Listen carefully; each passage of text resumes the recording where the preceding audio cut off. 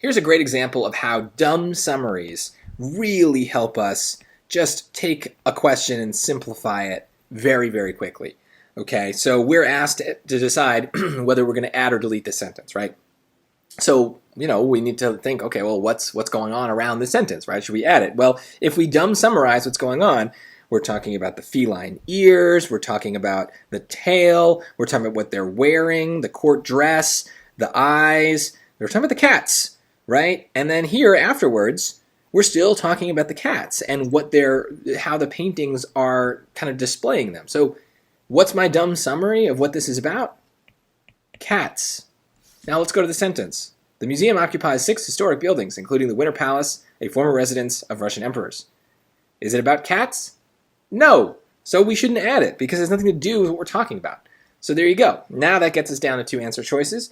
So we got to make sure we look at the because, right? The because matters because it fails to indicate why the Winter Palace became an art museum. Well, no. The problem isn't that we should have said more about the museum because we're not talking about the museum. We're talking about the cats. So the problem isn't that this sentence is too short. It's that it's too long. We don't want it in there at all. So that's probably going to be D. It provides background information that is irrelevant to the paragraph. Paragraphs about cats, sentences about cats, irrelevant to the paragraph. So there you go. And that really just kind of captures what I always say about dumb summaries, which is that if we start dumb, we save our brain power and we still get most of the answers right without having to do anything smart, right? We just keep it dumb, and a lot of the times on the writing, the answer is just there.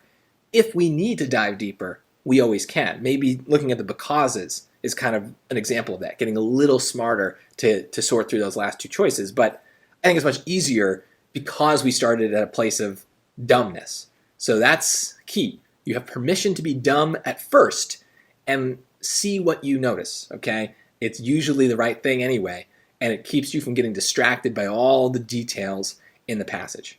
Dumb is good.